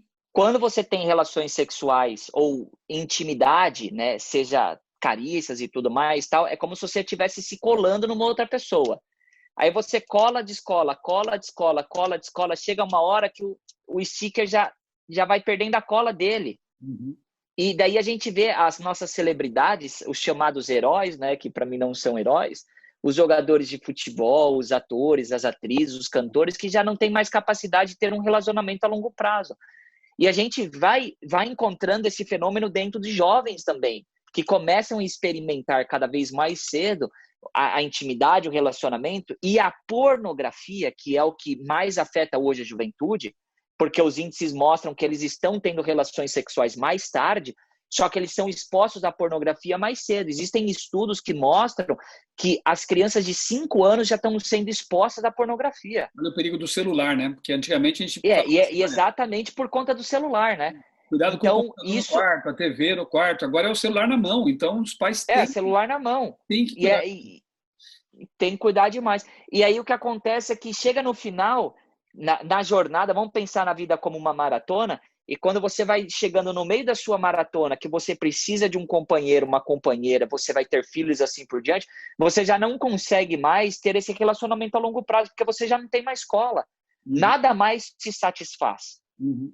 E aí eu tenho até coloco outra questão. O seu grau de comparação, ele é tão deturpado, porque você teve tantos parceiros e parceiras que você não sabe mais o que vai te satisfazer. E daí as pessoas passam a experimentar outras coisas, além disso, para tentar suprir essa necessidade, né, da vasopressina e da dopamina, que é esse neurotransmissor que Deus colocou para a gente, que é um benefício maravilhoso.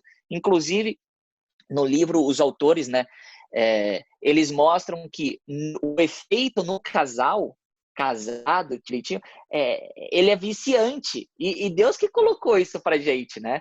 E aí você se une àquela cola, ele não separa. E aí você E vê você como tá perfeita.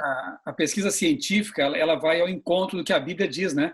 Que lá em Provérbios, Salomão fala assim, é, que eu sei que a linguagem ela é bem erótica, mas a Bíblia traz isso, né? Cantares, por exemplo, também, né? Claro, O erotismo claro. puro, ele é bíblico. Deus criou o ser humano assim e fala assim, né? Que os seus seios te embriaguem.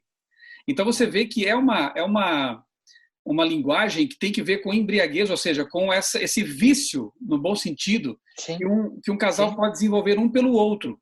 No contexto E te trazer matrimonial, alegria, e você se você ter prazer mesmo. exatamente. Então, no contexto matrimonial, é algo que vai cada vez mais unindo o casal, tornando a relação realmente um deleite, né? Como diziam antigamente.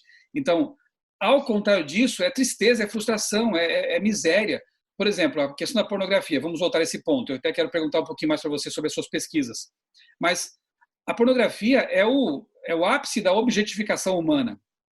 E quando um indivíduo. E tem alguns livros, por exemplo, Pornland, que é da Gayle Dines, é um livro também que acho que não tem em português. Ela fala que garotinhos, meninos que são expostos a conteúdo pornográfico, tratam as mulheres depois como objeto mesmo. Porque eles viram isso Uhum, ali. Né? É uma relação uhum. irreal, é uma produção animalesca. Então, lá na frente, eles vão levar infelicidade para outra pessoa. Porque eles têm na cabeça deles deturpada essa ideia de sexo e da própria mulher. Então, deveríamos ter muito mais cuidado realmente com esse tipo de coisa. E, pastor, fala um pouco mais então sobre, porque foi um dos tópicos das suas palestras também. A pornografia realmente é tão maléfica assim como a gente tem pintado aqui? Demais, demais. Os estudos mostram a capacidade da pornografia modificar o cérebro humano. Fisicamente, Então, né? isso é fisicamente falando, né? Uhum. Então, isso é pesado demais, né? E não apenas isso, esse aspecto que você trouxe da questão da desumanização do ser humano. Porque você o trata apenas como um objeto. E é exatamente isso que é pornografia. A pornografia ele é um mercado de consumo onde o homem se torna um objeto e a mulher também se torna um objeto. Agora a gente coloca o homem como um todo, né? Homem e Ser humano. mulher, como a espécie humana, vamos colocar assim. E dentro desse contexto, você tira a dignidade humana. E daí o raciocínio que todo mundo fala, não, mas é privado, é algo só meu, só eu estou assistindo. Estou eu aqui, o meu celular e estou vendo. Não, calma aí, não é só você, é algo público. Porque é algo privado se é só você. Se tem uma segunda pessoa, seja ela por foto, por vídeo ou qualquer coisa, que teve que produzir um material para você ter deleite ou se privilegiar desse material, isso já não é mais algo privado. Isso é algo público. E quando a gente vai para o campo da empresa pornográfica, aquilo ali é uma aberração daquilo que Deus idealizou. Existem estudos mostrando vários, de atores e atrizes, principalmente atrizes, que elas fazem as cenas, elas fazem os filmes alcoolizadas ou drogadas, por conta que elas não conseguem fazer aquilo em estado natural, né, em estado sóbrio. Então, sim, a pornografia, ela não apenas danifica, mas ela desumaniza o ser humano. E essa eu acho que é a parte mais complexa, né? Você tratar o outro apenas como um mero objeto de consumo. E assim, um terço, um terço de tudo aquilo que tem na internet é de pornografia. Um site no ano de 2017 teve mais eu não vou lembrar os dados, mas um negócio era assustador, coisa de 30 bilhões de acessos. Um único site pornográfico. Então, um negócio assim absurdo. Como a pornografia ela entrou é algo chocante. A quantidade de pessoas cristãs que hoje são viciadas em pornografia cresce cada vez mais. É algo assustador. Ela é viciante, ela estraga os casamentos, sim. E aí, se você começa a conversar com as outras pessoas, aqueles que têm coragem, você começa a descobrir relatos de casais que deixam de ter relação íntima para você ter uma relação apenas virtual e tem destruído não apenas a vida de jovens, mas a vida de famílias, e aí vai. É catastrófica. O resultado é catastrófico, Michel. Sim. O virtual, né, ele é mais fácil, digamos assim, né? É um caminho neural fácil. Você não precisa investir na conquista, no carinho, no diálogo, no romantismo. É como se fosse uma relação mecânica, como se isso fosse realmente o sexo, né? E a gente sabe que não é esse o caminho, né? Basta você ler Cantares, por exemplo, você vai ver a poesia maravilhosa, romântica que está ali envolvida. O sexo pornográfico não é poético, não tem poesia, ele é mecânico. E isso aí estraga, como eu disse, né? Tem jovens relatando problemas, disfunções sexuais, realmente por conta do consumo desse conteúdo, né? Cada vez mais pesado, que destrói esses mecanismos sensíveis cerebrais. Então, se você nunca teve contato com isso, não vá nem por curiosidade. E se você já caiu nesse tipo de coisa, e eu recebo, e você deve ter a mesma experiência, né, pastor? A gente, como pastor, acaba atendendo jovens, casais, adultos, que acabaram entrando nesse mundo e se tornaram viciados literalmente nisso, não conseguem abandonar. E é uma tristeza, as pessoas choram, as pessoas se desesperam, as pessoas querem abandonar como se fosse uma droga. E é uma droga, né? Realmente. É uma droga, é uma droga. É reportado, já é Porque o efeito no cérebro da dopamina é que você precisa de uma dose maior, né? Uhum. E daí você entra. É a mesma coisa que acontece dos jogos, dos videogames. A primeira vez você teve alegria em jogar 5 minutos, 10 minutos, daqui a pouco é 20, é 30, é 40, e a pornografia, o efeito também é um efeito cascata, só vai piorando, exponencial, né? Então, eu acho que esses aspectos, assim, eles são bastante importantes e, infelizmente, existem tabus dentro da igreja, né? A Darlene tem o programa Sem Tabus, né? E é fantástico você ter pessoas que conseguem falar com naturalidade e sem essa vergonha que entrou dentro do cristianismo. E aí, quando eu fui começar a série, eu falei para minha igreja, eu vou falar isso, eu vou falar sobre pornografia, eu vou falar sobre identidade de gênero, eu vou falar sobre esses problemas, porque se nós não falarmos e nós não tivermos abertos a um diálogo, fica tranquilo, os nossos filhos vão receber conteúdo de outra fonte. Vão aprender e lá. aí o resultado talvez não seja o esperado. Uhum. Então, isso aí. Bem, se você eventualmente está enfrentando esse dilema, essa luta, né, com pornografia, com substâncias, né, escravizantes, viciantes, não tenha vergonha nem medo de pedir ajuda. Quem sabe procure o seu pastor, um profissional, se a sua igreja tiver um profissional, ou se conhece alguém, né, um psicólogo, um conselheiro, alguém de confiança, para que lhe ajude, você possa conversar sobre isso, possa, quem sabe, identificar lá atrás algum tipo de carência. Muitas vezes o excesso, a compulsão, essas coisas podem revelar, né, numa terapia, quem sabe, algum problema lá atrás que pode ser entendido e você pode, quem sabe, até se libertar desse tipo de problema. E conte com Deus, converse com Deus, peça libertação para Deus. E se caiu, olha para cima de novo, erga a cabeça, peça, Senhor, me ajuda, eu quero vencer, né? Muitas pessoas têm conseguido ter uma vida pura no mundo impuro, graças a essa comunhão com Deus e as ajudas que podem ser oferecidas até pela igreja. Essa série do pastor Rafael, por exemplo, é uma tremenda ajuda. Ele abriu a caixa preta, né? Aqui, outros têm feito também esse tipo de coisa, para que as pessoas possam pensar a respeito e buscar a ajuda necessária para vencer esses problemas. Pastor, você mencionou aí a ideologia de gênero. Eu sei que é um assunto polêmico, é um assunto complicado nesses nossos dias, mas foi tema também, né? Estamos caminhando aqui para o fim da nossa conversa já, mas foi um dos temas também da sua série aí sobre contracultura. Fala um pouco para a gente aí sobre orientação sexual, um argumento muito difundido e defendido é de que homossexuais nascem dessa forma. Existe alguma evidência científica para essa afirmação? E qual a grande questão que está por detrás desse assunto de identidade de gênero? Deixando claro aqui que nossa análise, como foi a do pastor lá na série dele, é com base na Bíblia e nesses autores, né, que são especialistas no assunto, ao tratarem desse tema. Então, pastor, fala um pouquinho sobre esse assunto aí para nós. Quando a gente fala sobre orientação sexual e a questão da identidade de gênero, aquilo que eu estive pesquisando, a verdade é a identidade de gênero, ela é uma forma de autoafirmar a questão da orientação sexual. Tá? Então, a pessoa, ela não quer tratar uma questão emocional, ela não quer tratar uma questão mental, intelectual, de forma emocional, mental, intelectual. Então, ela vai resolver isso de forma física. Isso é a questão da identidade de gênero. Esse é o grande problema e a gente já volta lá. Quando a gente fala de orientação sexual, o argumento é o born this way. Né? Eu nasci dessa forma, eu sou assim. E não existe nenhuma comprovação científica disso. Não existe um gene que seja, vou colocar neutro, ou homossexual, ou até mesmo bissexual, ou qualquer coisa desse tipo. Não existe isso geneticamente falando.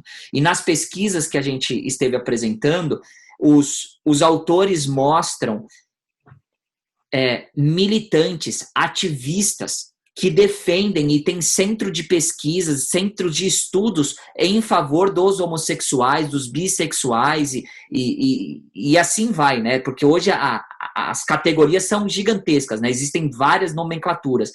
E eles mostram que essas mesmas pessoas que são defensores da causa, eles afirmam contundentemente, não existe nenhuma comprovação científica que uma pessoa nasça dessa forma.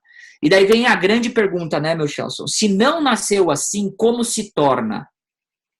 E aí as pesquisas vêm mostrando que as influências desde a gravidez e por onde ela passou na infância, aquilo que ela, né, teve de educação, ou às vezes sofreu abuso, ou falta da figura paterna, ou da figura materna, e assim por diante, ou conflito entre os pais, mas esses processos na jornada de crescimento da pessoa vai resultar, então, depois na escolha dela. Então, quando você vai estudar, essa a comprovação, ou essa é a apresentação dos cientistas. Defender, eu nasci assim, isso não tem base nenhuma. Isso é uma questão emocional, intelectual e é uma decisão que a pessoa faz. Até pesquisas com gêmeos, né? Pesquisas com gêmeos têm sido feitas e mostram isso, né? Os autores eles reportam isso. Sim, eu apresentei uma pesquisa que foi feita na Austrália, porque se é uma questão genética, quando você tem gêmeos idênticos, automaticamente, se um se declara homossexual, o outro obrigatoriamente tem que ser, porque são gêmeos idênticos, né? E a genética é idêntica. Então, deveria ser, então, os dois. Só que essa pesquisa que eu apresentei, feita na Austrália, mostrou que quando um dos gêmeos se definia ou se identificava como homossexual, apenas 15% dos outros também se identificaram como homossexual. Então, isso cai por terra, né? Não existe comprovação científica para isso. Mas existe, sim, questões relacionadas ao convívio, à cultura, cultura, você menciona, né? A falta, as influências externas. E um outro aspecto importante... Existe também nessa questão, né? Hoje em dia, praticamente todas as produções claro, de incentivo, de glamorização, enfim, né? Uma coisa que também tem que ficar clara aqui, e é quase que óbvio ululante dizer isso, né? É que nós como igreja e nós como pastores também sabemos muito bem separar, né, as pessoas que têm seus dramas, suas lutas, seus pecados, e pecados não escolhem sexo, pecados eles afetam homens, mulheres, homossexuais, e estamos todos lutando no mesmo barco, na verdade, mas que há uma ideologia por trás, e isso você tratou na sua série de modo bem interessante, é preciso perceber. Eu quero recomendar aqui o canal do pastor Eleazar Domini, que é o Fala Sério Pastor. Ele gravou alguns vídeos, inclusive testemunhos de homossexuais adventistas que têm suas lutas, né, suas tendências, mas que procuram ter uma vida de santidade, como qualquer pessoa heterossexual também tem que ter, né? Tem homens que têm tendências para, quem sabe, trair, né, para cometer adultério, mas em Cristo eles encontram vitória para esse tipo de comportamento. Então, o pastor Eleazar postou no canal dele um testemunho de um, ele colocou ali um codinome, não quis identificar, Senhor X, e mais recentemente o testemunho também de um rapaz que foi Miss Gay, não sei se Brasil ou no estado em que ele morava. São histórias muito interessantes, histórias de pessoas que estão lutando para fazer a vontade de Deus, cada qual com suas lutas, com suas tentações, na verdade. E nós separamos, então, aqui o assunto da pessoa, que é acolhida, que é respeitada, da ideologia da cultura, porque aqui o tema é contra a cultura, né? O mundo que nos rodeia e as ideias que estão sendo bombardeadas aí na mente das pessoas. Ok, pastor? Só para pontuar esse detalhe. É isso aí, perfeito. E assim, a Bíblia também diz que se você faz acepção de pessoas, você comete pecado. Exato. Então, da mesma forma como a discriminação é pecado, a Bíblia apresenta uma conduta sexual. Então, se eu tenho um comportamento discriminativo com uma pessoa que não tem o mesmo comportamento sexual que eu tenho, eu estou cometendo pecado. Estou num erro bíblico também. Um outro argumento forte contra essa ideologia, né, do Born This Way são comunidades anti-gays. E aqui, não contra o gay, desculpa, não anti-gay, mas ex-gays, né?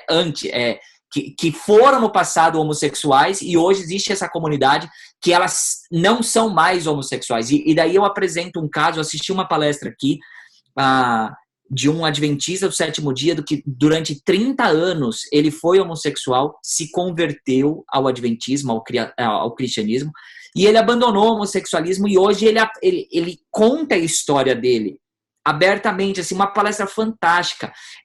E ele também fala sobre como que a igreja tem que se comportar diante dessas pessoas que têm um pensamento diferente do nosso. E não cabe a nós apontar o dedo, fazer críticas, ou o que mais acontece, né? O olhar torto, o comportamento, né, de discriminação e qualquer coisa do tipo. Então, se você tem um gene que faz você ser algo e no meio do caminho você deixa de ser aquilo que você nasceu, isso é um contrassenso, é um contra-argumento, né? Não funciona, não casa. Esse senhor que você mencionou, 30 anos, né, como homossexual, e depois abandonou, né, a prática, ele testemunhou, inclusive, numa reunião da Associação Geral. Eu não me recordo agora o nome dele, mas enfim, é uma história muito bonita mesmo. Alguma coisa, eu não lembro de cabeça agora. Quem assistir a última palestra, que eu trato desse assunto na quinta palestra, eu apresento o livro dele, inclusive. Uhum. É o Wayne alguma coisa, se não me falha a memória. Uhum. Mas é fantástico, né? Você começa a enxergar com outros olhos. E daí a questão da identidade de gênero, Michel, o que acontece é o seguinte: como a pessoa ela não quer tratar aquilo que é emocional de forma emocional, aquilo que é intelectual de forma intelectual, ela resolve de problema físico. Mas quando você vai, por exemplo, se você for num médico e chega para o médico e fala o seguinte: médico, estou aqui, eu quero que você faça exames anatômicos em mim, comprovando que eu não sou um homem. Ele vai fazer alguns exames. Ele vai fazer um exame de sangue para ver a questão dos meus cromossomos. Ele vai fazer um exame fisiológico para saber os meus órgãos genitais. E depois que ele fizer esses dois tipos de exames em mim, a conclusão é contrária àquilo que eu penso. Fisiologicamente falando, não é porque eu penso que eu não sou que eu deixei de ser. Então, esse é o grande problema, essa é a grande questão que está por trás da identidade de gênero. As pessoas querem tratar uma questão que é fisiológica de forma emocional. E não querem resolver o problema que é emocional. Não, mas eu não me sinto assim. Bom, então o seu problema não é físico. O seu problema é uma questão intelectual, emocional, social, qualquer coisa do tipo, mas não é uma questão física. Porque daí quando você vai resolver o seu problema físico, mas quando na verdade o problema não é físico, ou você quer dar uma solução física para o problema emocional, você não resolveu o seu problema. você, na verdade, cria um outro problema. E aí a gente apresentou o testemunho de uma pessoa, chamado Alan, que ele fez a mudança de sexo. E daí, nesse testemunho, eu coloco o trecho inteiro dessa declaração que ele faz, que tá em sites. Alan Fitch é o nome dele. Ele diz o seguinte: eu nunca fui mulher, mesmo depois que eu fiz a minha mudança de sexo. E daí ele chega e fala assim: eu sempre fui homem, porque quando eu fiz a minha mudança de sexo, não mudou o meu gene. O meu gene continua sendo igual.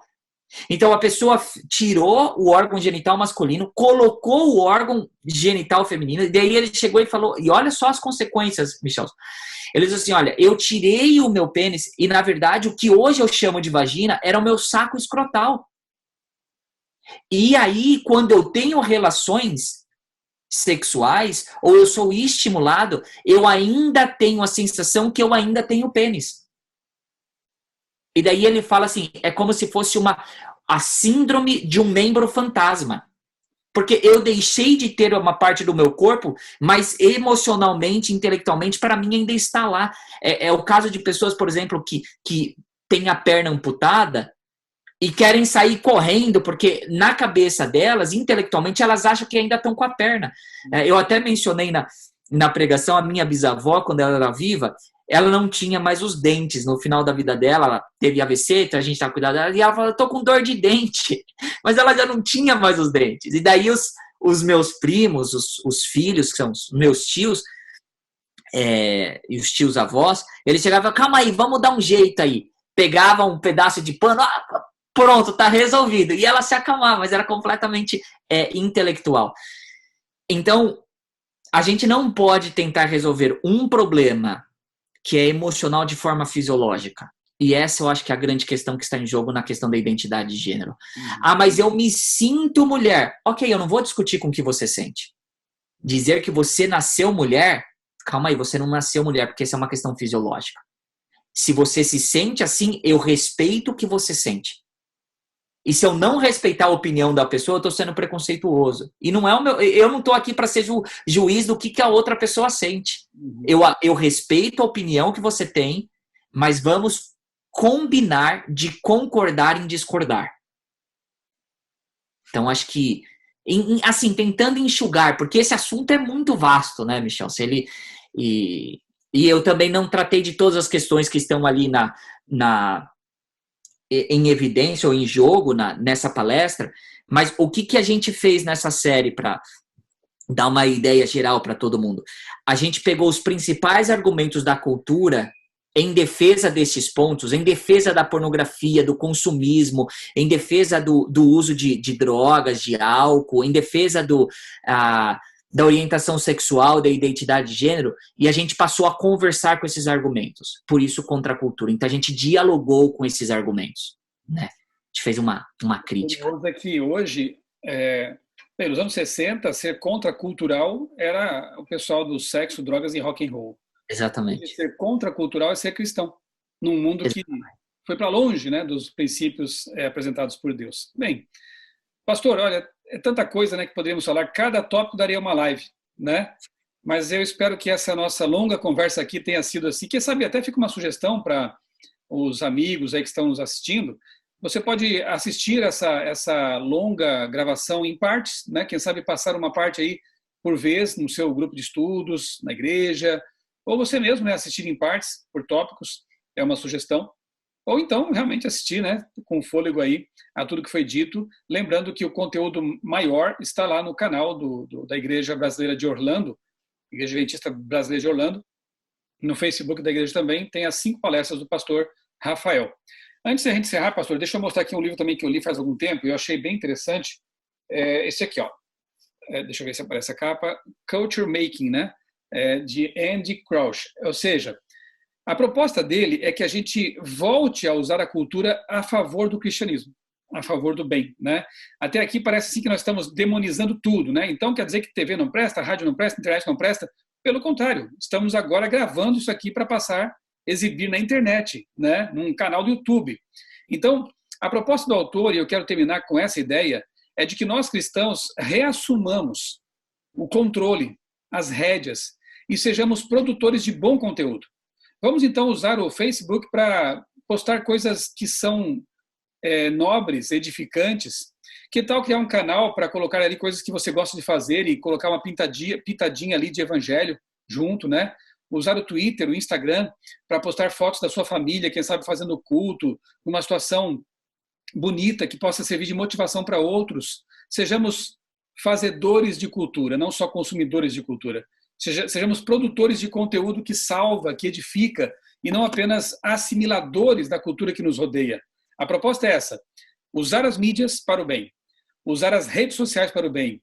E se você tiver acesso, por que não depois, né? Rádio, TV, internet, para serem canais de bênçãos, e não apenas de consumo de coisas que não prestam, coisas que nos afastam de Deus. Pastor Rafael, quem sabe um último recado para os nossos amigos, a sua despedida. Bom, primeiro, Michel, obrigado pelo privilégio de estar aqui contigo no seu canal, conversando, dialogando aí com seus seguidores. E a você que nos segue, não seja apenas um consumidor, né? E volto a enfatizar assim, a minha maior preocupação. Enquanto estamos discutindo, eu estou tranquilo. Depois que eu não discuto mais algo e eu passo a fazer, faço naturalmente, que se tornou algo da minha cultura, eu tenho medo. Então não saia fazendo algo sem passar pelo seu crivo, sabe? Nós somos bombardeados, mas eu tenho pregado isso bastante para minha igreja. O inimigo tem bombardeado, ele vai bater do lado de lá, a gente vai bater do lado de cá. E a gente vai se defender com a palavra, e a gente não vai abaixar a guarda, a gente vai proteger os nossos filhos. E está aqui o nosso desafio: viva contra a cultura. Deus abençoe vocês, foi um privilégio estar aqui com vocês. Obrigado, pastor. E eu termino com 2 textos, vou só citá-los: Efésios 5:11 e Romanos 12:2. Efésios 5:11, Paulo diz assim: não sejam participantes, né? Eu vou usar aqui, quem sabe, atualizando o texto, consumidores das obras infrutuosas das trevas. Antes, denunciai-as, né? É o que estamos fazendo aqui, chamando atenção para essas coisas, para o bem de quem está nos assistindo. E Romanos diz assim: não permitam que a mente de vocês seja formatada pelos padrões do mundo, da cultura que nos rodeia, mas que ela seja transformada pela palavra de Deus. Que nosso livro de cabeceira seja sempre a Bíblia Sagrada, boas leituras, bons conteúdos, para que possamos ter uma mente clara, uma mente conectada com Deus, com o céu, edificando sempre a nossa vida, o nosso caráter. Pastor, muito obrigado pelo seu tempo, por aceitar o convite que eu lhe fiz. Que Deus continue abençoando grandemente seu ministério aí à frente da igreja de Orlando e também do Espaço Novo Tempo Orlando. Grande abraço, um abraço para você também que nos assistiu. Que Deus abençoe grandemente a sua vida e também a sua família.